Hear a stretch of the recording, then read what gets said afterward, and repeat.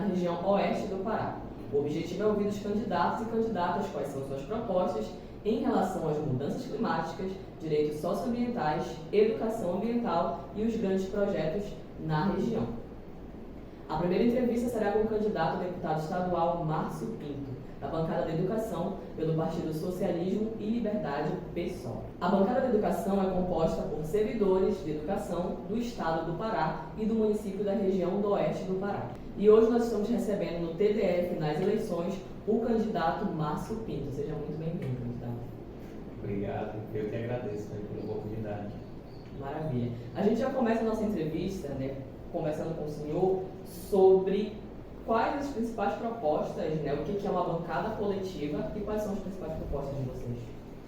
A bancada coletiva é uma formatação nova de organização política, não começa no Brasil, mas nos últimos anos tem se firmado no Brasil como uma possibilidade, uma ferramenta que tem tudo a ver com a gente que milita em movimento sindical e movimento social, que é quando você organiza um grupo de pessoas em torno de uma pauta em comum, no nosso caso é a pauta da educação, e organiza numa perspectiva de ganhar força para tentar furar o bloqueio dentro de um modelo eleitoral que não é pensado para nós.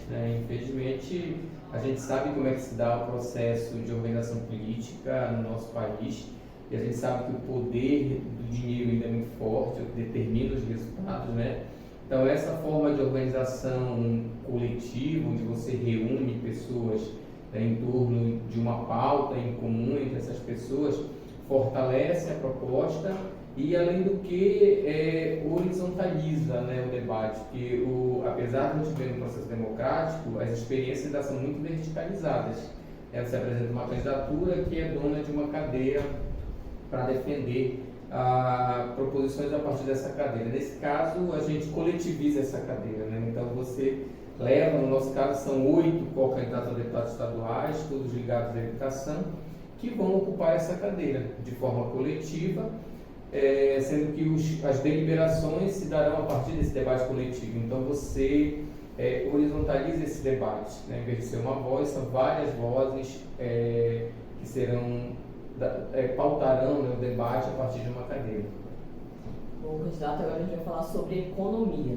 A gente sabe que a população acredita que o agronegócio é a principal forma de captar recursos econômicos para os municípios, e apesar disso a gente sabe que a agricultura familiar é quem fomenta e que realmente põe comida na mesa. E o candidato acredita que a falta de incentivo da Assembleia Legislativa do Estado para as agriculturas familiares é uma forma de asfixiar essa produção sustentável? Eu penso que a gente tem que compreender onde a gente se localiza dentro desse processo, dentro do processo eleitoral. Porque assim, se a gente perceber que a gente está dentro de um sistema capitalista, que está pautado no lucro, a gente vai compreender por que o agronegócio se coloca como um instrumento forte dentro do processo econômico. E óbvio que a gente não pode perder de vista. Se a gente for pegar os números, o que o agronegócio soma no PIB do Brasil ultrapassa 20%, até 25%, eu creio, conforme os últimos dados.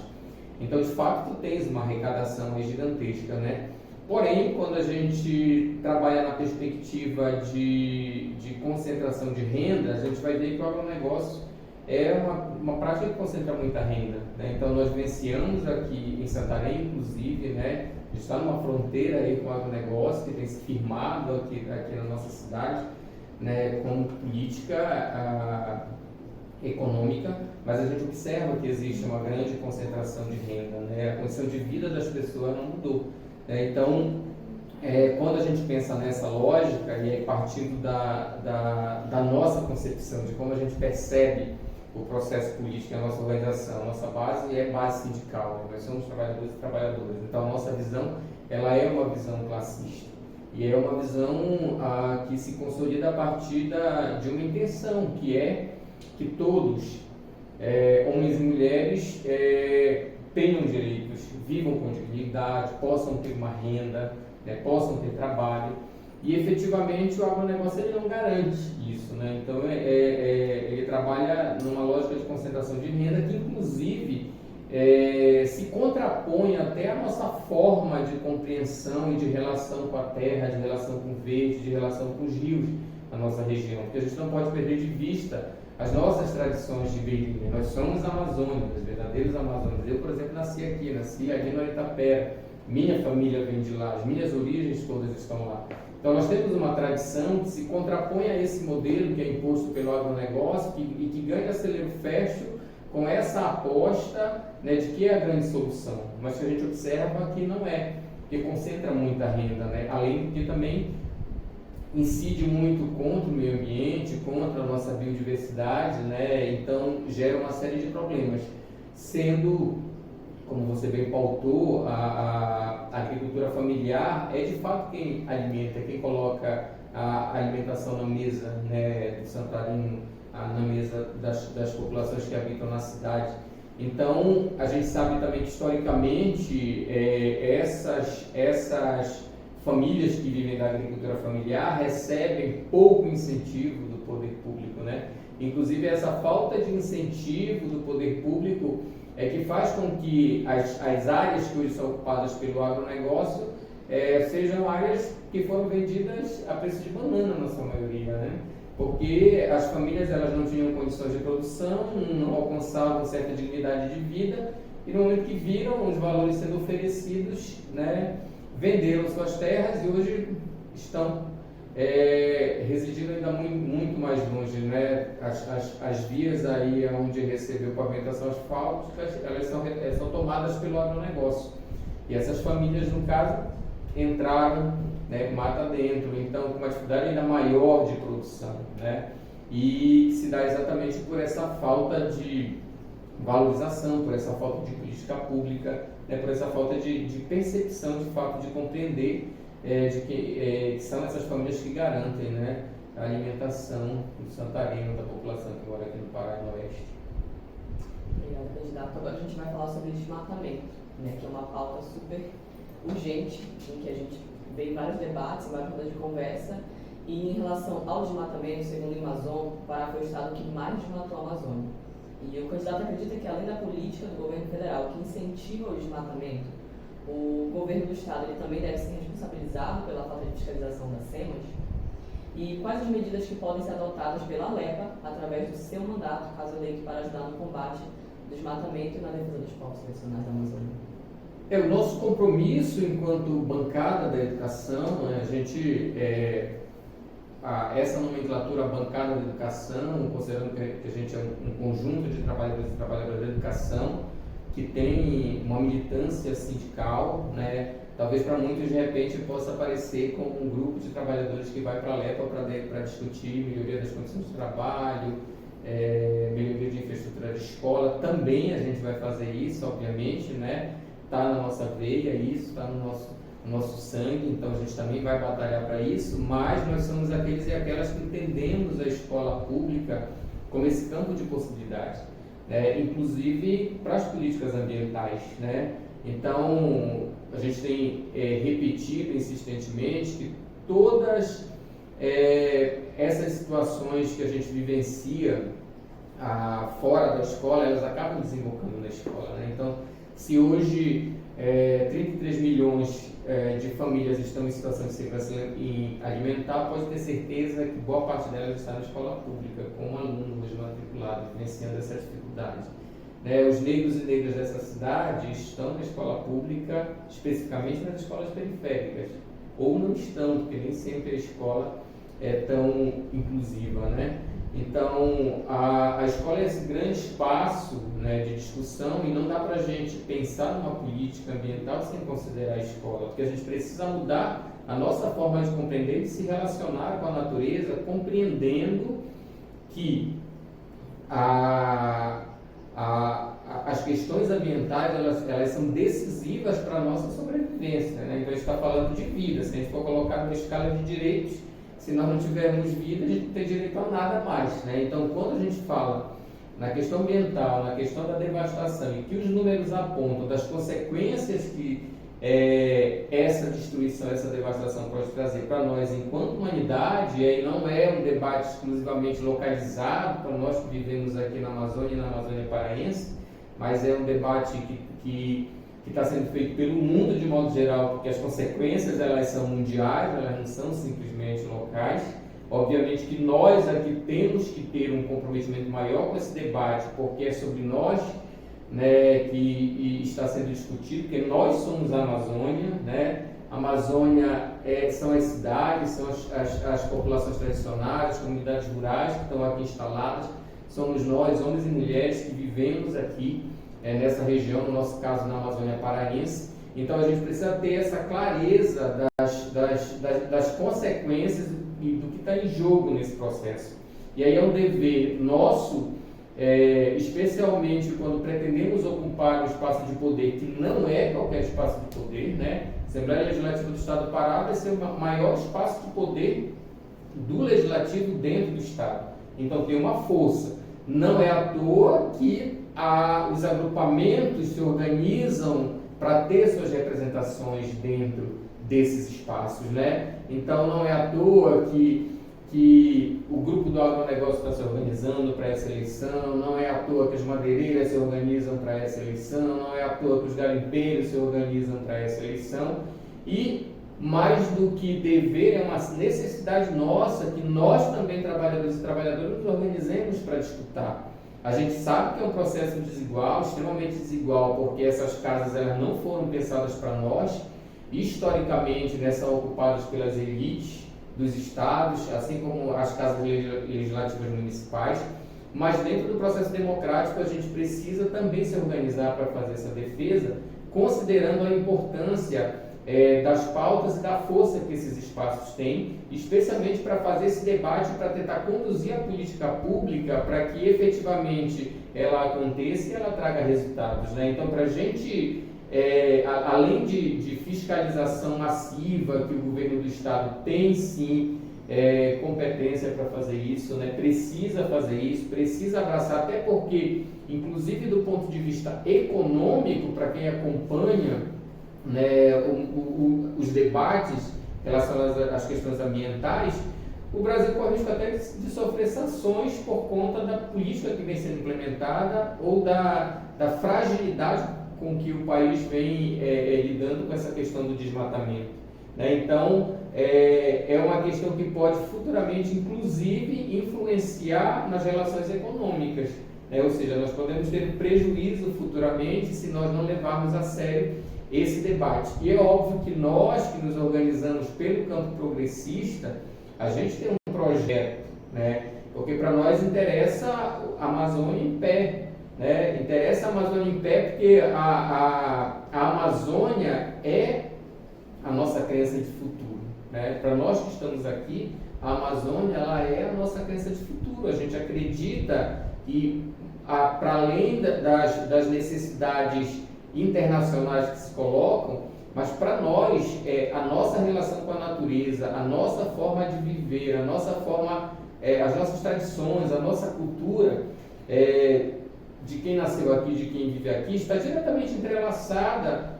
com as matas, com os rios, com os igarapés, está diretamente entrelaçada, né, com todo esse meio ambiente que nos cerca. Então, mais do que nunca, a gente precisa reivindicar isso, né? Nós, como foi colocado agora há pouco, a gente está em uma fronteira com o agronegócio, a gente sabe que é uma política que vem subindo, que não tem características nossas, a gente sabe que a gente está numa disputa aí por territórios, e mais do que nunca nós, enquanto amazônidas, que aqui nascemos, que aqui vivemos, nós temos o dever, né, de fazer a defesa do projeto que nós acreditamos que é o melhor para nossas populações, que é o melhor para a nossa forma de lidar e de perceber, né, o meio ambiente. Esse é o TDF nas eleições, onde nós entrevistamos candidaturas progressistas aqui da região do oeste do Pará. Hoje a gente está recebendo o candidato Márcio Pinto da bancada da educação, e agora a gente vai falar sobre mudanças climáticas, que é uma pauta, assim como o desmatamento, que também tem alta, e a gente precisa falar, principalmente na nossa região, onde nós estamos cercados desses conflitos, como o senhor bem colocou na sua última resposta. O mundo ele passa por um momento crítico, né, segundo os cientistas. Se não agirmos logo, podemos chegar a um ponto irreversível para o planeta. E o que a bancada da educação, ela pensa em relação às mudanças climáticas e como a gente pode, através das eleições, avançar essa discussão na sociedade? Eu penso que o primeiro ponto é a gente referendar a ciência, que é importante, que a gente está no momento da nossa história em que a ciência está sendo extremamente questionada, inclusive nessa pauta de mudanças climáticas, né, porque tem aqueles que acham que não existe, que isso é invenção, que não está acontecendo nada nesse aspecto, né? Então, acho que o primeiro ponto a se reafirmar é que nós, enquanto educadores e educadoras, a gente acredita na ciência, né? A ciência não nasceu hoje, não nasceu há pouco, né? Mas tem todo um processo de construção, então a gente acredita na ciência e acredita que é importante, a partir dos apontamentos, e é para isso que a ciência, né, existe, para isso que ela atua, a partir dos apontamentos, nós, enquanto cidadãos e cidadãs, precisamos tomar decisões, precisamos definir caminhos, né? E quando a gente fala de bancada da educação, eu penso que muita coisa passa por educação. Então, a gente precisa mudar a nossa forma de relacionar, de se relacionar, né, com o meio ambiente, de se relacionar com a natureza, né? E que precisa ser numa lógica não predatória, né? Precisa ser nessa lógica não predatória. A gente precisa compreender como é que se dá, né, essa relação, e eu penso que a questão educacional ela é fundamental, que a gente precisa mudar a forma das pessoas compreenderem isso. Então a gente é massacrado, né, por esse modelo capitalista e pela forma como ele se organiza, que é extremamente fundamentado na questão do consumo, né? Então a gente é produzido para consumir, né? Então a gente precisa, por dentro da educação, criar novas mentalidades, né? novas formas de lidarmos com as questões ambientais. Isso é fundamental, porque a gente não consegue mudar ou vencer esse jogo se não for pela educação, se não for criando novas consciências, se não for criando novas formas de compreender essa relação, né, entre nós e o planeta, especialmente entendendo, e aí nesse aspecto, as populações tradicionais, as populações indígenas, elas têm muito a nos ensinar sobre isso, né? A escola, infelizmente, hoje é uma escola que eu falo que, do ponto de vista ambiental, talvez ela mais deseduque do que eduque ainda, né? E eu lembro que, há um tempo atrás, no Fórum Panamazônico que eu participei, teve uma coisa que me chamou muita atenção, que num ritual indígena, a pessoa que estava conduzindo o ritual, quando ela foi meter as mãos na terra, ela purificou as mãos, ela lavou para pegar na terra. E nós, a gente faz o contrário. A gente acha que a terra suja a mão da gente. Ou seja, a relação deles com a natureza é completamente diferente da relação que nós aprendemos dentro da escola, né? Porque quando a gente entende que a terra suja, né, talvez a gente não estabeleça uma boa conexão com isso. Então a gente precisa mudar a forma como a gente compreende a nossa relação com a terra, a nossa relação com os rios, com os igarapés, a nossa relação com as matas. E não dá para a gente construir isso se não for pela educação, né? Se não for desde a infância ali, né, as crianças por dentro da institucionalidade, desenvolver essa nova forma de compreender, né? Então isso para nós é fundamental. A gente precisa ter uma escola que seja mais autônoma e que esteja mais compreendida com esse novo mundo que a gente acredita que é possível, porque o mundo que a gente vivencia e o qual a gente vem indo e reafirmando ao longo dos anos é um mundo que aponta para essa dificuldade futura com relação às mudanças climáticas, que estão diretamente relacionadas à forma como nós nos comportamos em relação ao planeta. Então nós precisamos mudar a nossa forma, repensar a forma, né, de lidar com o planeta. E eu não vejo outra forma da gente construir essas pontes que não seja pela educação, que não seja renovando a mentalidade das pessoas nessa relação com o planeta.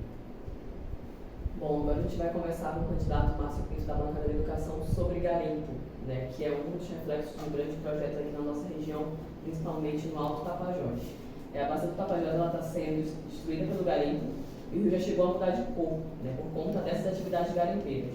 O governador do estado ele já instituiu o Dia do Garimpeiro no Pará, levando em consideração que os territórios indígenas eles estão sendo invadidos pelo garimpo aqui na nossa região, né. O candidato acredita que há uma forma frear essas atividades do garimpo através de PECs na Assembleia Legislativa? Bom, eu penso que dentro daquele espaço a gente pode pautar, né, esse debate. Acho que é fundamental, até porque as situações estão acontecendo dentro do nosso Estado, né, e ainda que a gente tenha a hierarquia das legislações, as competências, mas isso não impede que a gente faça a discussão, né, por dentro da Assembleia Legislativa e faça apontamentos por dentro da Assembleia Legislativa, especialmente nós que estamos aqui na região do Tapajós, porque essa questão do garimpo e da garimpagem, né, ela traz reflexos para um dos setores que agrega muito em economia na nossa região, que é o setor turístico, né? Ainda que a gente não tenha muitas políticas públicas, né, que apostem nessa questão do turismo, mas nós sabemos da potencialidade que nós temos aqui na região. Inclusive, Alter do Chão é uma das praias premiadas com reconhecimento, inclusive internacional, que faz com que muitas pessoas se desloquem do mundo para vir a Alter do Chão para conhecer. Então, nós temos aí um potencial turístico forte que não se esconde de ninguém, né, que está aí às claras para que todos possam ver. E a garimpagem tem trazido esse reflexo, então precisa ser de interesse nosso, né, especialmente nós que estamos aqui na região e que sofremos esse reflexo. Principalmente também na perspectiva de que a gente precisa entender quem é que se beneficia também, né, com isso. Porque, como eu falo, assim como a gente estava falando do agronegócio, também a política da exploração do garimpo, a política garimpeira, inclusive o garimpo legal. E aí é bom de fazer esse debate, porque às vezes as pessoas acham, é contra o desenvolvimento, é contra... Então, na verdade, assim, tu precisa buscar e olhar para trás, inclusive, para ver como é que se dá esse processo. Tipo, ali nessa região de Itaituba, onde volta com força, né, a questão da garimpagem, inclusive a garimpagem ilegal em terras indígenas, diga-se de passagem, na década de 80, a Itaituba já foi uma das maiores produtoras de ouro aqui da nossa região. E a gente, não sei se vocês conhecem Itaituba, não sei quem já teve a oportunidade de ir a Itaituba, mas pelo tanto de ouro que foi extraído de Itaituba, era para ser uma das melhores cidades da nossa região, talvez nosso estado, nosso Brasil. Mas quando você olha para trás e vê o que é Itaituba, a gente vai ver que, na verdade, a riqueza foi tirada dali, né? E em nenhum momento foi pautado a condições que habitavam ali. Esse ouro foi tirado, não se sabia para onde é que foi, onde que os investimentos de fato aconteceram a partir desse minério. Mas na cidade não tem nada. É uma cidade que tem muitos problemas sociais, tem problemas econômicos, né? É uma cidade que não desenvolveu tanto. E eu falo isso porque eu morei lá, fui professor lá, minha vida profissional, inclusive minha militância sindical começou em Itaituba, eu conheço, morei 3 anos lá, dei aula e vivenciei e acompanhei isso, né? Então, para quem é essa política, né? Então, na verdade, a população muitas vezes ela é conquistada por esse discurso fácil do emprego, da renda que vem, da melhoria da qualidade de vida, mas que no final da história acaba ficando somente com as consequências, né, disso. Então a gente precisa fazer esse debate cara a cara, a gente precisa fazer esse debate com seriedade junto da população, porque é verdade que a população também ela acaba sendo uma consequência de falta de políticas públicas, né, que acaba não garantindo que a população viva de forma minimamente digna. Na verdade, é uma população que vive abandonada por políticas públicas, tanto da esfera nacional, quanto da esfera estadual, quanto das esferas municipais, e acaba se apegando, né, nessas esperanças, né, que muitas vezes, na verdade, acabam só trazendo reflexos negativos e acabam, de fato, não oferecendo aquilo que é propagandeado. Então a gente acredita que é necessário fazer essa discussão, que é importante fazer essa discussão e que é também compromisso nosso fazer essa discussão, né, enquanto bancada da educação, fomentar esse debate sobre esses modelos que são apresentados para nós, né, porque são modelos de desenvolvimento que historicamente acabam não servindo para nós e não servem porque não se amoldam naquilo que é mais característico nosso, né? Que é a nossa forma de viver, que é a nossa forma de construir a nossa história aqui. E hoje estamos conversando com o Márcio Pinto, da bancada da Educação, e a gente continua nessa pauta, né, da Amazônia, da defesa da Amazônia, agora falando de desenvolvimento sustentável, candidato. A Amazônia ela nunca havia sido tão agredida como tem sido nos últimos 4 anos. Né? O agronegócio e a pecuária estão mudando completamente o cenário amazônico, e do outro lado a gente tem um pequeno produtor, né, como a gente iniciou a nossa conversa falando, que tenta sobreviver. Né? E o que a gente, em relação a isso, o que pode ser feito, tanto para quem trabalha com a terra, os extrativistas e também os pescadores, o que a bancada pensa em relação a isso? Tem propostas? Bom, com relação à questão de desenvolvimento sustentável, nós somos aqueles e aquelas que acreditam, como eu falei há pouco, né, que a Amazônia em pé é a nossa crença de futuro. Né? Se a Amazônia for devastada, eu acho que a gente perde qualquer possibilidade, não só nós aqui da região, mas o mundo como um todo, porque as consequências que são apontadas aí pela ciência são devastadoras, né? E a gente está num campo, inclusive, de muita irreversibilidade em alguns aspectos já, porque nesses últimos anos, né, houve aí um volume, né, de destruição que os números mostram, não sou eu que estou dizendo, não estou tirando da minha cabeça, mas são os números que mostram isso, né? Os institutos estão mostrando isso, e que muitas consequências, inclusive, são irreversíveis. Então, se nós tivermos uma visão, se nós quisermos ter uma visão de futuro, não dá para nós seguirmos com esse tipo de modelo, isso aí está posto, né? Fatalmente, talvez a nossa geração, ainda não visualize, apesar de que nós já sentimos, né? Inclusive em relação a esses fenômenos, né? Os fenômenos naturais, aí a seca, muita chuva, enchentes, então a gente já percebe isso, né? Esse desequilíbrio acontecendo, mas é óbvio que quem vem depois de nós, se não tiverem políticas efetivas, né, para combater essa linha para onde a gente vem trilhando, ou para possibilidades, a tendência é que quem vem depois de nós vai sentir muito mais que isso, né? Então, a gente está comprometido, nós estamos comprometidos com a Amazônia, com o Amazônidas que somos, né?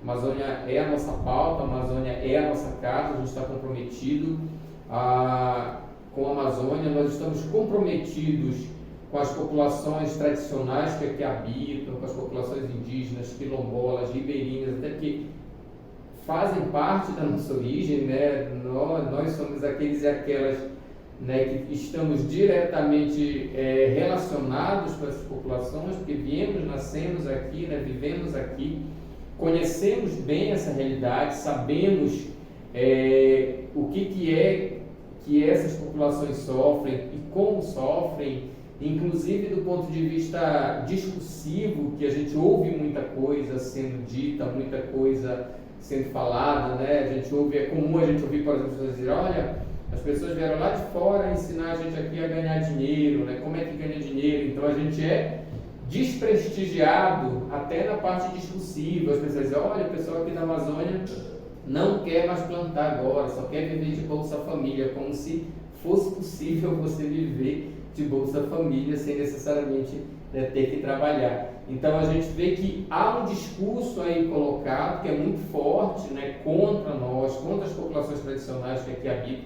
A gente precisa resistir, nós precisamos dizer que nós temos o nosso jeito de pensar, nós temos o nosso jeito de se relacionar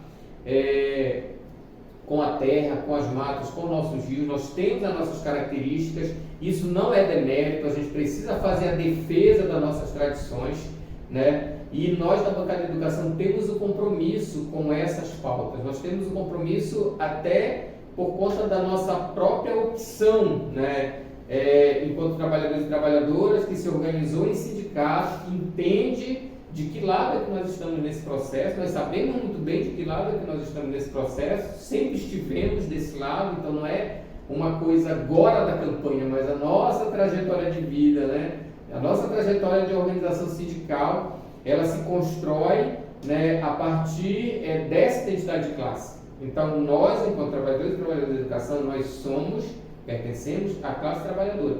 E nós sabemos que as políticas que são implementadas né, contra a classe trabalhadora, ela não é uma política que é pensada só para trabalhadores de educação, mas ela é pensada para trabalhadores de educação, para trabalhadores rurais, para rodoviários, para trabalhadores do comércio, para trabalhadores em geral. Né? Então, nós, enquanto trabalhadores e trabalhadoras, precisamos saber de que lado é que nós estamos nesse processo, inclusive os trabalhadores rurais. Nós entendemos que nós estamos do mesmo lado. Né? Então, por conta disso, nós vamos defender a mesma política, que é uma política que é pensada para os de baixo.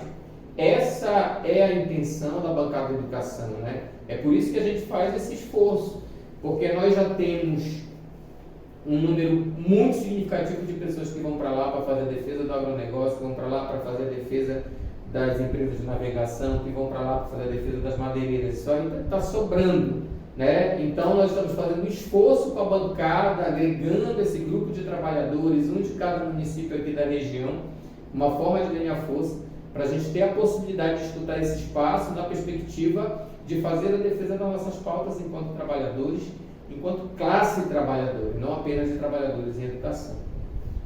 Agora a gente vai falar sobre um tema, assim como os outros, extremamente importante, que é a mineração.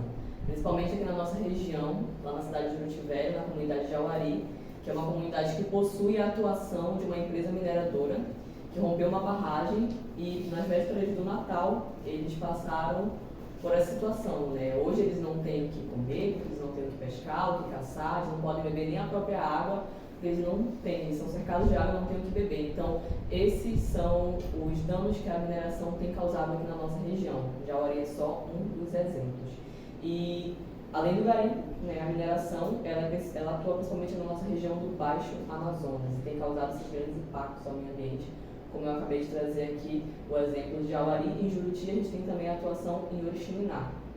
Então, não só em relação a como a bancada pode atuar para tentar ajudar essas famílias, mas também qual é o papel dos deputados, né, que foram eleitos no geral, como eles podem ajudar essas famílias que já são afetadas pelas atividades minerárias e sofrem com tudo isso, e também mitigar esses impactos que podem vir a acontecer.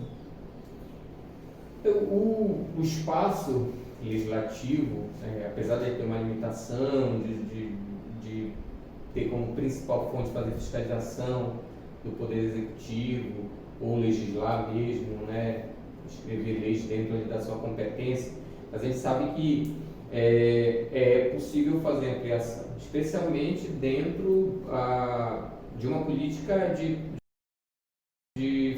fomentar debate, né, de tentar envolver a população dentro dessas discussões, na perspectiva de forçar o executivo, é a máquina ali que dispõe do recurso para a implementação das políticas públicas, forçar o executivo a agir, forçar o executivo, né, a desenvolver políticas públicas que possam combater ou melhorar a condição de vida dessas pessoas, né, a partir do que é implementado. Essa questão da mineração, ela é importante, assim como a questão da garimpagem, assim como a questão do agronegócio. As pautas que estão sendo apresentadas aqui de modo geral, elas estão muito diretamente relacionadas à nossa forma de organização política social, né, que é o sistema capitalista. Né? Então, o sistema capitalista ele se constrói pautado na questão do lucro, na questão do acúmulo de riqueza, e que muito contraditoriamente acaba repercutindo muito pouco na vida das pessoas, né, que têm os seus territórios ocupados, seja pelas mineradoras, seja pelo agronegócio, seja pelo garimpo ilegal. Então, tu tem ali a riqueza que está sendo explorada, né, mas que no final da história é acumulada e que, como eu falei, acaba deixando para os territórios e para quem ali habita um conjunto de consequências, né? Consequências, ou seja, tu tem o recurso, mas tu não consegue perceber as consequências positivas, né, dessas riquezas, desse recurso que é explorado. Isso tem muito a ver com o modelo que é praticado, né, no Brasil, na nossa região, e que a gente precisa fazer esse debate, inclusive. Né? Que tipo de modelo é que nós queremos? Esse sistema, né, ele é favorável a nós? O sistema capitalista é o sistema que tem degradado o meio ambiente, é o sistema que tem destruído, é o sistema que está apontando para a nossa destruição. Se nós não mudarmos a forma de compreender a nossa relação com o planeta, né, o nosso destino, a ciência já está apontando aí qual vai ser. Né? E aí, nesse aspecto, a gente precisa ter uma visão muito mais coletiva e muito menos individualista, né? Porque se não vai nos atingir, mas vai atingir os nossos herdeiros, as pessoas que nós deixarmos aqui, que ficarem aqui nesse plano. Então, se nós não tivermos essa visão mais coletiva, esse pensar mais coletivo, a gente está fadado ao fracasso, ao fim de tudo isso aqui, né? Então, isso aí é muito óbvio, né? Então, a gente precisa também na questão do minério, a gente precisa perceber a necessidade disso ainda, né? A gente sabe que aqui na Amazônia é tomada, né, por minérios, inclusive a cada ano se descobre mais e mais, vai se apontando mais, que já gera uma preocupação, né? Mas a pergunta que precisa se fazer, a necessidade disso, nós temos a necessidade real disso, né? O mundo de um modo geral, né, precisa caminhar nessa direção, né? Porque isso faz parte desse modelo de desenvolvimento que ele não serve para as populações tradicionais, isso aí está provado, até porque as populações tradicionais, a forma de lidar essa relação, né, com o território, ela é uma relação muito diferente. As pessoas, elas querem dignidade, elas querem viver o que elas querem, viver com dignidade, mas elas não têm essa perspectiva de acumular riquezas ou grandes fortunas. Elas querem viver com dignidade, é isso que buscam na sua maioria. E às vezes as mineradoras, elas retiram inclusive isso, né? Porque elas tiram a possibilidade do pescado, que é de onde muitas das populações tradicionais tiram o seu alimento. Ela vai tirando a possibilidade da caça, porque é das matas ainda que muitas famílias tiram o seu alimento, né, com a devastação que vai tirando. Ela tira a possibilidade dessas pessoas plantarem, porque ela vai incidindo com outros territórios, tu não vai mais conseguindo fazer isso. Então ela é bem contraditória, porque tu vai, na verdade, tirando o mínimo que as pessoas têm, vai sendo tirado, né, a partir desses modelos aí que são implementados, inclusive com o modelo das mineradoras, que tenta dar uma recompensa, que quase sempre nunca vem e que quase sempre não consegue se contrapor aos prejuízos, né, que vêm em consequência, né, da política. Bom, para a gente ir encaminhando para o final da nossa entrevista, a gente vai falar com o candidato Márcio Pinto sobre a principal pauta da bancada, né, que é a educação, afinal, a bancada da educação. Candidato, a pandemia ela prejudicou muito a vida dos estudantes, principalmente da rede pública, e principalmente a educação no campo, né? E como a bancada da educação, ela pensa essa educação no campo, né, que é pouco citada por muitos candidatos?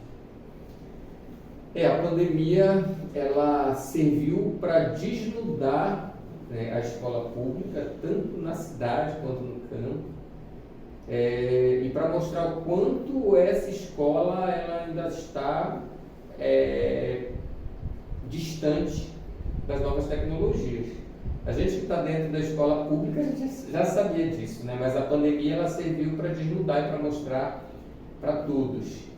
E, lamentavelmente, a minha avaliação, especialmente dentro da rede estadual, que é onde eu atuo, a atuação da SEDUC ela foi muito deficitária, né? Poderia ter sido melhor, mas a SEDUC, na verdade, tentou desenvolver algumas políticas, mas que não foram um cerne, né? Que era garantir o acesso mínimo à tecnologia para esses estudantes, que seria garantir instrumentalização para que eles pudessem, né, acompanhar esse processo dentro da pandemia. E na educação de modo geral, quem fez todo o esforço para tentar oferecer alguma coisa, como sempre, a comunidade estudantil, foram os profissionais da educação, né? Então, foram os profissionais da educação que tiveram que melhorar sua internet, tiveram que melhorar seus aparelhos, tiveram que garantir um espaço para oferecer, porque o Estado não ofereceu nada, nem para estudante, nem para professor. Se aconteceu alguma coisa dentro da escola nesse período, foi porque as escolas e os profissionais que dentro dela estão garantiram que esse processo acontecesse, né? porque o Estado, na verdade, ele foi muito falho, inclusive na forma de organização. Então, tiveram experiências e experiências, né? Algumas escolas conseguiram atender melhor, outras nem tanto, porque dependeu muito do protagonismo dos gestores, dos profissionais que estavam lá dentro. A gente não tem gestão democrática, e aí isso é um problema, porque às vezes a gente vai ter muita gente que é por indicação, talvez menos por competência, mas mais para estar ali de fato para fazer a política do governo, né, dentro da escola. Vai ser aquele gestor que vai ser mais silente, vai ficar mais calado, não vai se contrapor a isso, né? Então nós tivemos tudo isso aí dentro da pandemia, que traz aí consequências severas, e que, diga-se de passagem, retornamos após 2 anos praticamente, e a gente não vê uma política institucional para a reversão disso. Então é algo que mais uma vez é deixado a cargo dos profissionais que estão na sala de aula, para eles de alguma forma tentarem fazer uma equação aí para tentar recuperar alguma coisa, mas a gente não vê uma política de Estado, não se divulga de olha, nossa política é essa, para a gente tentar reverter minimamente, né, os prejuízos desses 2 anos aí de pandemia. E em relação ao campo, ainda muito pior, né? Se na cidade, nas periferias foi ruim, em relação ao campo ainda foi muito pior, né? E no campo a gente a gente já tem um problema na educação, porque a gente tem uma educação que ela não é pensada para o campo, né? Eu sempre coloco isso assim, a gente tem uma educação que ela é levada da cidade para o campo, especialmente no ensino médio, né? Ela não é uma educação para o campo, né? Então a gente leva uma experiência de cidade para ser oferecida nas comunidades rurais, e os profissionais que estão lá, né, os profissionais do SOME, do SOMEI, que é o Sistema de Organização Modular Indígena, né, eles que fazem um esforço também para tentar fazer o seu melhor, né, dentro desse processo que é oferecido pelo Estado, mas que é oferecido ainda de forma muito defasada.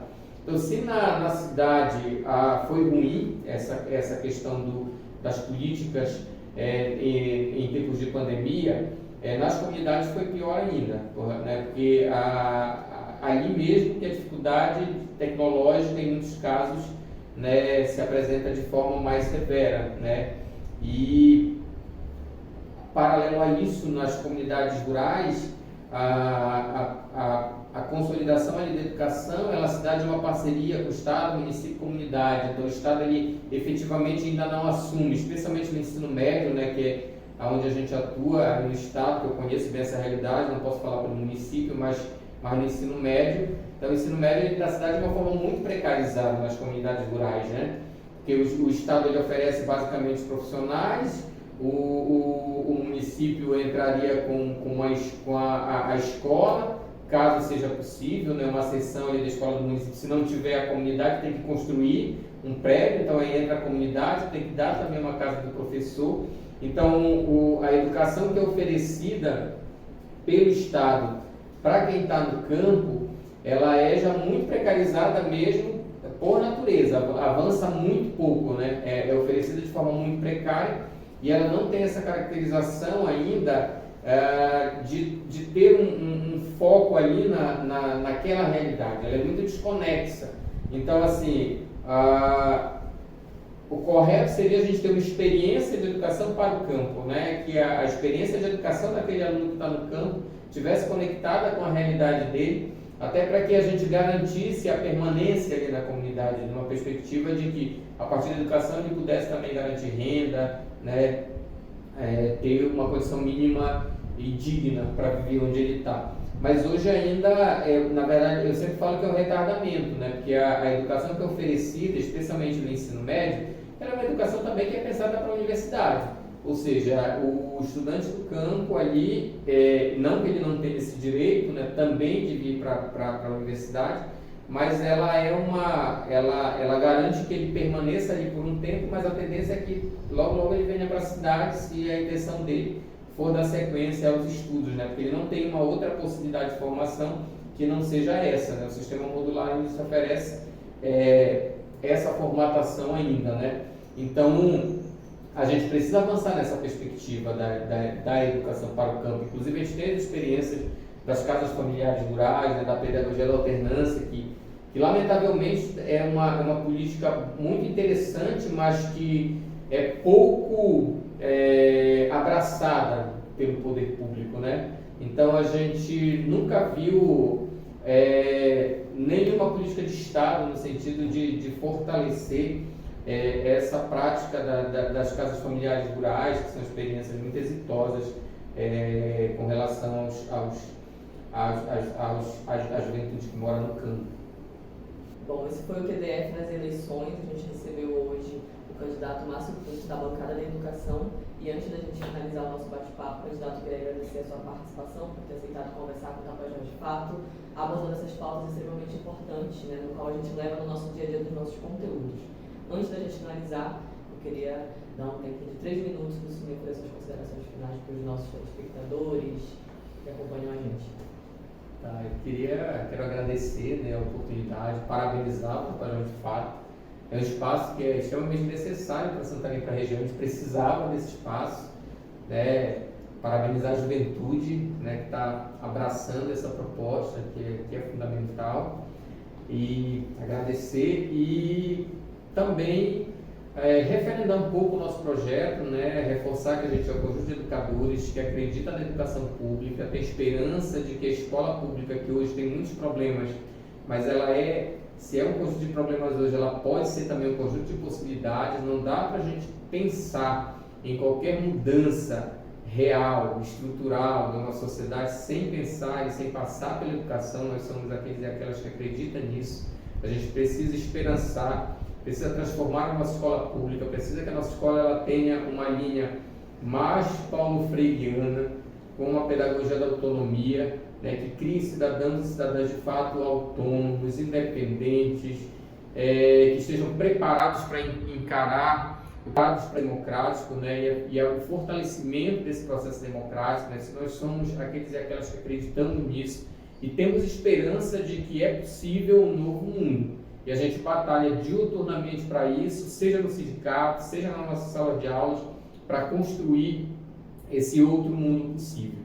E agora a gente migra para essa experiência, né, e para essa possibilidade de conquista de uma cadeira dentro da Assembleia Legislativa, na perspectiva também que nós entendemos que é necessário disputarmos esses espaços de poder, é fundamental a gente fazer essa disputa.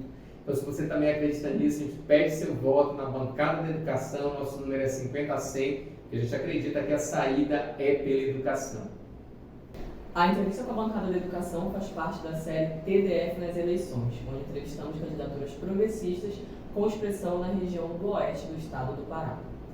Um momento importante para você saber um pouco mais sobre o que pensam os candidatos e candidatas sobre os assuntos voltados para a região do oeste do Pará. Nós estamos no Spotify, Instagram, Facebook e Twitter, @tapajosdefato, e no nosso portal tapajosdefato.com.br.